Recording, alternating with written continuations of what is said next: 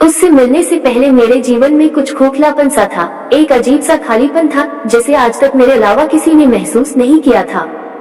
क्योंकि मैं स्वभाव से बहुत चंचल थी, इस कारण मैं कॉलेज में भी और घर में भी लोगों से घिरी रहती थी।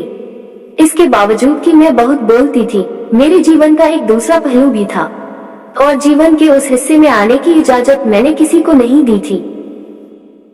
बाहर से खुश दिखाई देने वाली लड़की जिसे लोग हर पल हंसते खिलखिलाते देखते थे, उसके बारे में ये अंदाजा तक नहीं लगाया जा सकता था कि वो अंदर से इतनी अकेली होगी, ढेर सारे दर्द अपने भीतर समेटे हुए होगी।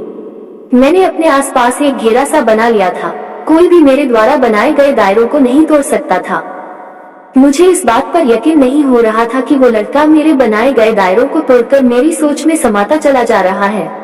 शुरू में उससे बात करना महज एक औपचारिकता थी। सहपाठी होने की वजह से मेरी और उसकी अक्सर थोड़ी बहुत बातचीत होती रहती थी, लेकिन मुझे इस बात का इल्म तक नहीं था कि वो मुझे मन ही मन पसंद करता था, मुझसे दीवानों की तरह प्यार करता था। ये अलग बात थी कि आज तक उसने इस बात को मेरे सामने कभी जाहिर नहीं होने दिया था। मुझे छोटी से छोटी तकलीफ होने पर उसे मुझसे ज्यादा दर्द होता था। कोई ऐसे भी किसी को चाह सकता है, यकीन करने में बहुत वक्त लगा, लेकिन समय के साथ मुझे इस बात का एहसास हो गया कि ये लड़का मेरी चिंता करता है, मेरा ख्याल रखता है। उसके प्यार में पागलपन था, मेरी खुशी के लिए वो कुछ भी कर देता था। उस लड़के ने बिना इस बात का जिक्र किए कि उसे मुझसे बातें करना अच्छा लगता है, मेरे साथ वक्त बिताना अच्छा लगता है, बड़ी ही चालाकी से मुझसे दोस्ती के लिए पूछा। उस दिन संयोग से हम दोनों कॉलेज जल्दी आ गए थे और क्लासरूम में कोई नहीं था। उसने कहा कि क्या मैं तुम्हारा हाथ पकड़ सकता हूँ। पहले तो मुझे बड़ा आश्चर्य हुआ कि आज इस लड़के को क्या हो गया है, ये इस तरह की बातें क्यों कर रहा है, लेकिन मुझे उस पर पूरा भरोसा था कि वो कोई गलत काम नहीं करेगा। उसकी आंखों में सच्चाई थी और ये बात मैं साफ साफ देख सकती थी। उसने इतनी ऑनेस्टली मेरा हाथ मांगा कि मैं उसे मना नहीं कर पाई और मैंने उसे अपना हाथ दे दिया। उसने मेरा हाथ अपने हाथों में लिया और कहा, क्या तुम मेरी दोस्त बनोगी? तुम मुझे अच्छी लगती हो और मैं तुम्हें एक अच्छा दोस्त देखता हूँ, अच्छा इंसान देखता हूँ और मैं चाहता हूँ कि मैं जिंदगी भर तुम्हारा दोस्त बनकर तुम्हारे साथ रहूँ। उसने इतनी ईमानदारी से अपनी इस बात को मेरे सामने रखा कि मैं ना नहीं कर पाई और मैंने हाँ कर दिया। उस दिन उसने बस इतना ही कहा और चला गया।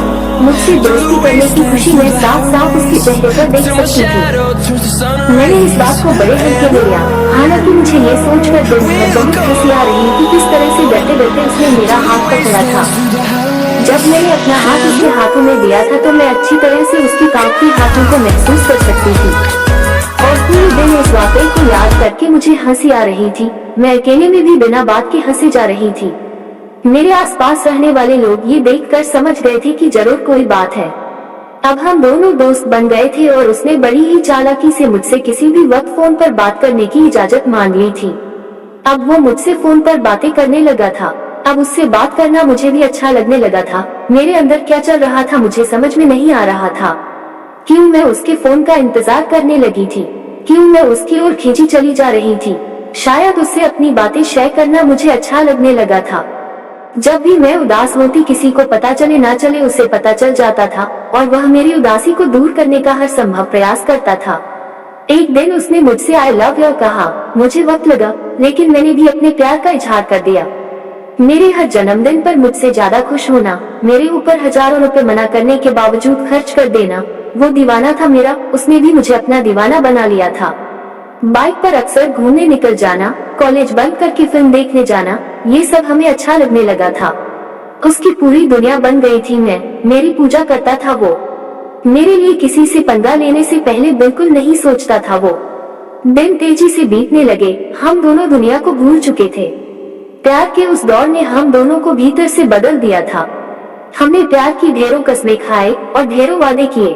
वो अपनी करवट लिया। मेरे पिताजी ने 20-21 साल की कम उम्र में ही मेरी शादी पक्की कर दी। अंदर से मेरा हाल भी बेहाल था, लेकिन वो मुझसे ज्यादा बेहाल था।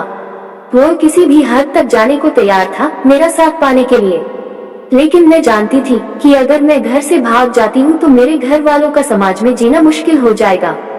तहे मन से मैंने उसके साथ जाने से इनकार कर दिया। वो हर दिन सैकड़ों बार कोशिश करता कि मेरे फैसले को बदल पाए, लेकिन मैं नहीं मानी। मेरी शादी हो गई, हर कोई खुश था। उस लड़के के सिवा अपनी शादी के बहुत महीनों के बाद मेरी उससे मुलाकात हुई। उसने अपना हाल बेहाल कर लिया था। उसने कहा कि वो मुझसे मिलने से पहले भी अकेला था और मेरे जाने के बाद फिर अकेला हो गया है। उसने कहा कि वो हमारे कसमों और वादों को पूरा करेगा। वो कहता है कि प्यार की लड़ाई तो वो हार गया है, पर प्यार की जंग जरूर जीतेगा वो कहता है कि तुम भले मेरा साथ न दे सको, मेरा प्यार तो मेरे साथ है ना। मेरे प्यार के सहारे उसने जिंदगी में आगे बढ़ने की ठानी है।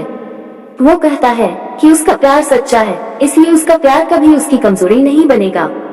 मुझे अपनी गलती का एहसास है, क्योंकि मेरा प्यार मुझे ज्यादा दुखी है और मैंने उसकी जिंदगी को बर्बाद कर दिया है। मैं उस दीवाने के प्यार को सलाम करती हूँ जिसके पास न मेरा तन है, न मेरा समय, न मेरा जीवन, पर अब भी वो मुझसे प्यार करता है। पर उस दिन उसने मुझसे झूठ बोला था, शायद वो बुरी तरह टूट चुका था। जबकि उसने खुद को बहुत बहादुर दिखाने की कोशिश की थी। वो लोगों से दूर होता चला गया था और लोग उससे दूर होते चले गए थे। बुरे लोगों से दोस्ती कर ली थी उसने। वो शराब, सिगरेट और ड्रग्स का आदी हो गया था। वो बुरी तरह डिप्रेशन का शिकार हो गया था और अंत में एक दिन उसने आत्महत्या कर ली।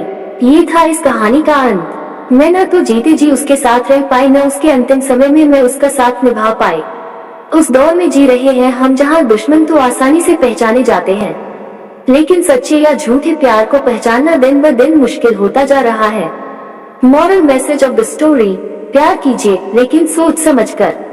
अंधे प्यार का अंत हमेशा बुरा होता है। यह मौलिक कहानी आपको कैसी लगी, ये हमें जरूर बताएं। आपके सलाहों और सुझावों का हमें इंतजार रहेगा।